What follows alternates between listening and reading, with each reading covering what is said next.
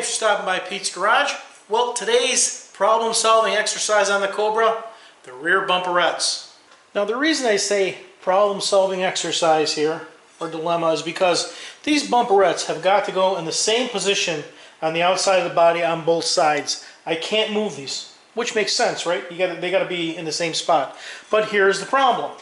All of the tolerances working from the front of the car to the back have culminated here. So I have all the variances, tolerances on all the parts, and this is what I ended up with.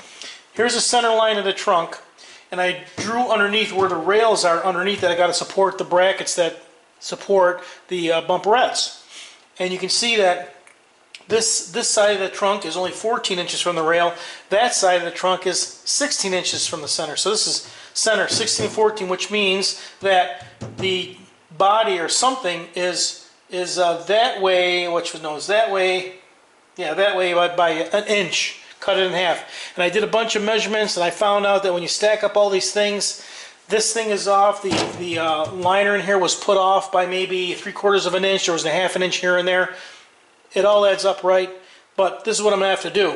I'm going to have to drill the holes in the back to put the bumperettes where they're supposed to be. Then when I cut the hole in here to mount the bracket, we're going to have to adjust some of the holes to make it fit correctly.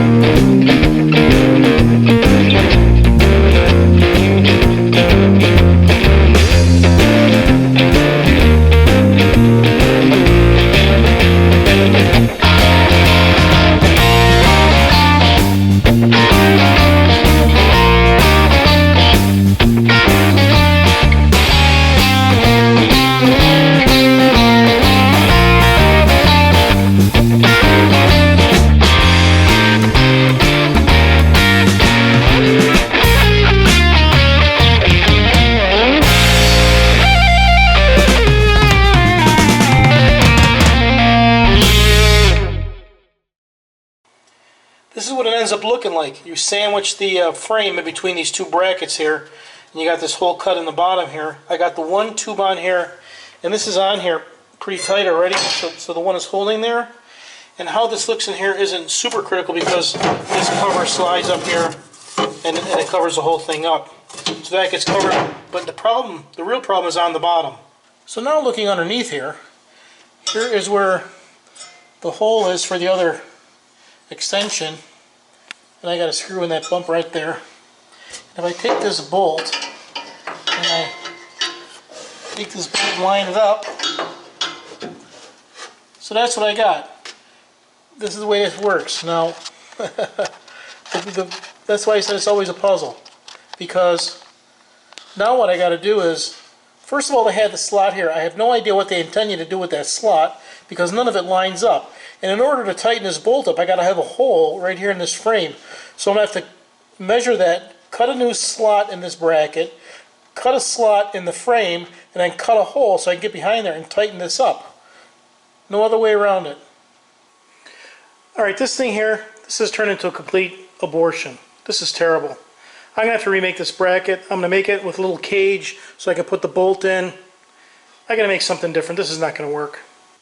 Now here's a new part, and this thing is nothing more than a glorified bracket. It mounts around the frame, a bolt goes through to hold it into the frame, then you have your holes and slot to mount the bumperette.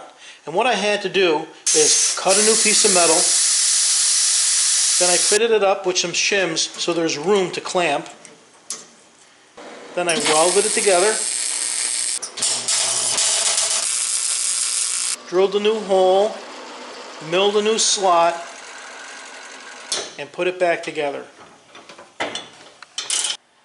Now I believe what they intended is to have this installed away from the frame rail so you can get behind that slot and have the bolt inside, or the head of the bolt between the rail and the support. Now I can have the spacer on the bumperette with the bolt, slide it in from the back, slide that in the slot on the bottom, another spacer on the top, bolt in the back, and tighten it up this way. Now the other thing I did was this tubing that came in there was this black pipe, pretty crappy, right? So I went and bought some seamless stainless steel tubing, and I cut it to length. Then I rough polished it, polished off all the mill glazing, final polished it and hand rubbed it to get it to shine. And now this is what it looks like. Nice and shiny stainless steel, which matches the side pipes. I also did it on the front.